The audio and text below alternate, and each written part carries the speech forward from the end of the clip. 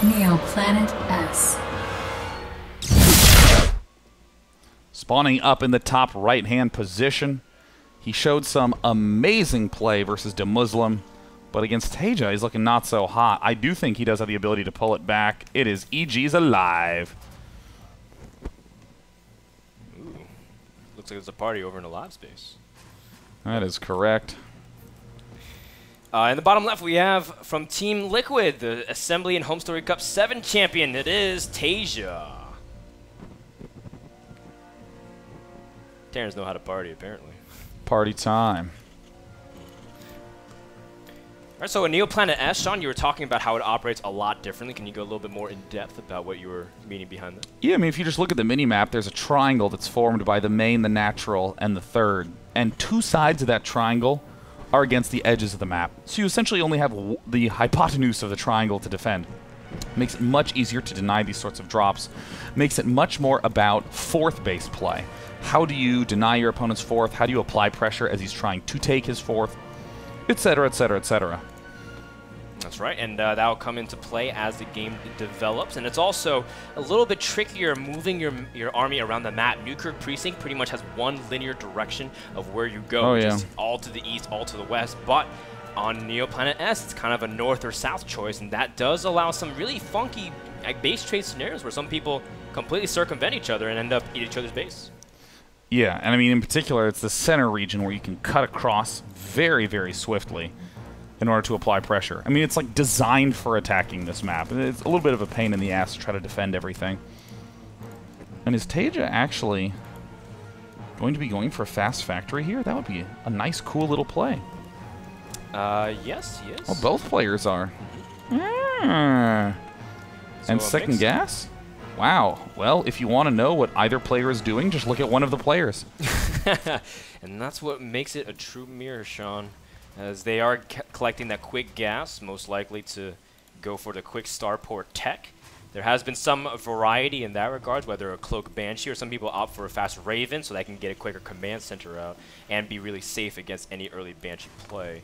What are your choice? What is your build order of choice opening in TVT nowadays when you go for double gas early on, Sean? Well, I mean, the big thing is that if you can control this region here, then you obviously get a nice access to the 3-base sort of setup. So anything that begins producing a lot of tanks is the follow-up to Banshee. Banshee to apply pressure to keep your opponent back while you begin massing up a nice quantity of tanks. Very standard way to play this map, very solid way to play out this map, and it looks like that's definitely what both players are doing. Certainly the Marines to begin bolstering that. I think there's a possibility we might see players delay tanks and go for the fast orbital command, or maybe one delaying and the other going for the fast third. Definitely seems so, but we'll find out what happens first with the starports behind it as both these players are lining up. And again, they have the availability to them to go for Cloak Banshee. And what's interesting is that they usually go for a quick Cloak Banshee, and then they switch over to Raven to also defend. And as a result, both of these guys might have one Banshee that don't do anything. Yeah, look, there it is. And I mean, once again, we see the aLive is just a little bit ahead on his Banshee and Cloak production. A Hellion coming out for aLive, which is such an uncommon thing. I mean, we saw him get this close to completion and then ditch it in the last game. In the meantime, we see the more defensive mine play from TaeJa. I am kind of curious because TaeJa does have more minerals, but yet he has more Marines. I was wondering where that originates from, and he even starts his command center much quicker despite aLive. I mean, I guess because of the gas first here from aLive in that regards, but still, I think it's still a pretty sizable amount of lead. Having that many more Marines to defend against the Banshee is a lot more convenient. Yeah, I mean, it looks like aLive. I'm actually trying to figure out where this money went to. I mean, TaeJa somehow seems to have done the exact same thing as aLive, and yet there's TaeJa with a command center, and there's aLive with no command center, but aLive is moving in more quickly with the Banshee. Oh, this is such good positioning. That mine is right there tucked next to that starport. Oh, man, I didn't even see it until I scrolled over too. Yeah, that's actually very smart. I like that. TaeJa picking off two of aLive's key SCVs, and in the meantime, we see the Cloak moving into the back of TaeJa's base. And it is getting to pick off a couple units here and there. TaeJa is going to start a third command center in response to this. Jeez. Smart play. All right. Well, he does manage to also do some counter harass and pick off with the SCV building the natural and get farther ahead because of that. aLive does have a Raven. But still, TaeJa's managed to do a lot with this Banshee. I like it. I mean, aLive's Banshee is just a beast. It has only just begun to take damage. Meanwhile, TaeJa's is nearly dead, and of course, in that unit's loss tab, we're seeing there is quite a lot more loss for TaeJa at this point in time. Third command center is just... The third for TaeJa is farther along than the second for aLive, so I would definitely give the credit to TaeJa on the econ battle, but look at that supply differential, Frodan. Yeah, 51-41. This early into the game, and a lot of it is in the workers. Just you might not expect it, but TaeJa has been not making as much SCV just because of all the harass and multitask he has to do. But now he is going to finish his command center, or land it rather, a lot quicker than his opponent. I think he should be able to catch up with that extra mule. Oh, and Banshee for TaeJa's trying to step on in. Will it get that SCV again? It will. Ugh. Plenty of time for aLive to have intercepted that. Finally manages to nail the interception. But in this position, I'm starting to worry about TaeJa. I mean, how many tanks does TaeJa have? Well, it is 1-to-1, 14 Marines versus only 7. Oh, yeah. Cloak not going to be enough. And his third command center has finished as well, but aLive's going to put on the counter pressure instead. This is great from aLive. He's going to run in, he's going to throw down 2 auto turrets. As TaeJa, you have to answer this, and this is going to allow aLive to step right into the front. Same play we saw him do versus Muslim. And let's see how it actually turns out. aLive also having a couple Hellions meet up. Does have 1 tank sitting at his natural instead, so that misrally tank could end up costing aLive the potency of this attack here, Sean. Oh, this auto turret did some great work at the front. Does end up dropping. The Ravens and the Vikings having a little duel in the air, and it does manage to pick up one of the Vikings. Oh, aLive is going to run headlong into that mine. See you later, Viking. And the PDD also drops as well.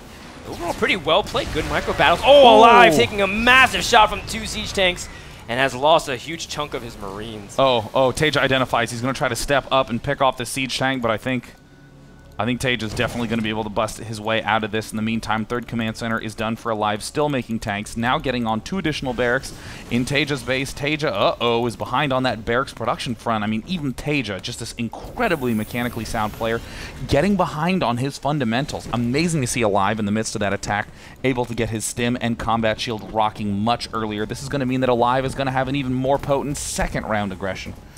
Yeah, but at the core of it, though, TaeJa has managed to go quick 3 CC and live through the early punishment opportunity. So I think TaeJa has weathered the hardest storm for now. But still, just like you were mentioning, if aLive was able to utilize this time that he bought with his own 3rd CC and quicker stim, I think aLive will be seeing very nice in the mid. Well, it looks like both players will be landing their third at approximately the identical time. Worker lead does lie with TaeJa right now. A pair of Marines are going to move up along the north side, picking off aLive's Hellion. 2 more Marines. Look at this, TaeJa. This is what Muslim's talking about this Korean TVT is on a whole nother level. Marines out to spot, so of course TaeJa responds by sending out counter pairs of Marines. John, there's 3 skirmishes happening around the map. There's Marines in the north. There's a Widow Mine trying to run away from a Marine. And then there's also these 2 Marines just ganging up on this one over to the conventional 4th base. So again, like you were mentioning, lots of action going around, small action that does dictate a lot of the comfort zone of these players because vision just means so much, especially on Neoplanet S with north-south alternate routes. Big flood of additional production structures coming up for aLive. He's going to be just maxing out on tank Marine, as is standard in the matchup. Both players have their 1-1 churning out, but combat shield done for aLive. Stim soon to be done. Continued movement out of tiny Marine numbers. Neither player really wants to commit the mass army movement, but I mean that's pretty much all it needs to do, and it keeps escalating, Sean. Before it was kind of 1-on-1, now it's like 2-on-1, and then now it's they're sending more than 2. They're having 3 or 4, and eventually it's going to escalate to a huge battle. Oh, and it looks like he's going to be able to snipe off this medevac, and TaeJa manages to suffer a critical blow at a time. I mean, that's 10 supply out the window. TaeJa does still lead in supply. Back in the main bases, we see barracks count hanging out calm at 5. An additional factory coming up. Keeping that tank lead is just absolutely critical in the mid game. But look at this, aLive is already ahead on his building count. In fact, in the structures count, it's 6 barracks to 5, soon to be 7 barracks to 5. 2 factories to 1. more add-ons for aLive. Fairly close game right now.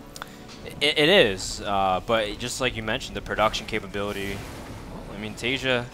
That means he can't trade poorly at all, because the 1 factory to 2 factory status is just gonna be almost impossible to come back from if you lose too many tanks early on.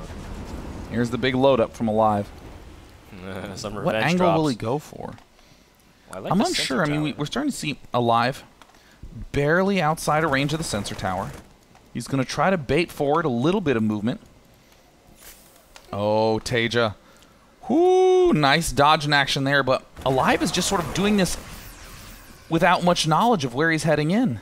And doesn't really scan ahead, so he's not really sure what's waiting for him, and it's a bunch of Marines. Oh, and a barely executed drop at the backside. Tank siege up, 1 falls before much of anything is done.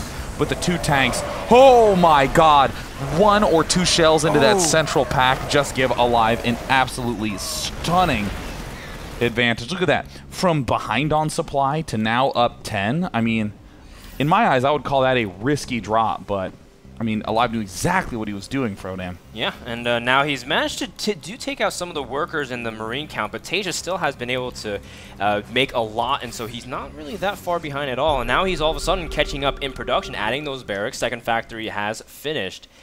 And TaeJa did handle that drop way better than aLive did on Newkirk Precinct, and it has to, again, chip back to what you were saying earlier. aLive died promptly to that last drop. But aLive continue to send out these small skirts of Marines. TaeJa smartly waiting here on the high ground to join him. Upgrades still vastly in favor of TaeJa. He's going to have 2-2 done way earlier than aLive, despite aLive starting it much earlier. It's almost a 2-minute window here, and that's actually that's such a long time. aLive did run headlong into this Widow Mine down south, so he does kind of have a weakened medevac, but small skirmishes, not really going one person's way or the other. But in this position, looks like aLive's going to suffer some more Marine losses. Somehow doesn't. But this is where the game starts to get fun, when players are just constantly rescanning, keeping track of the enemy's army.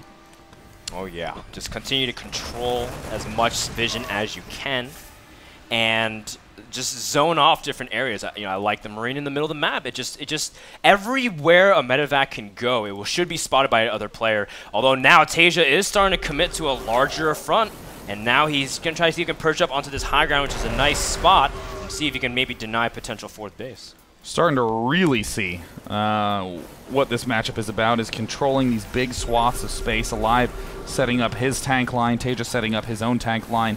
And as we can see, TaeJa now has the bottom right expansion sort of prepared and defended.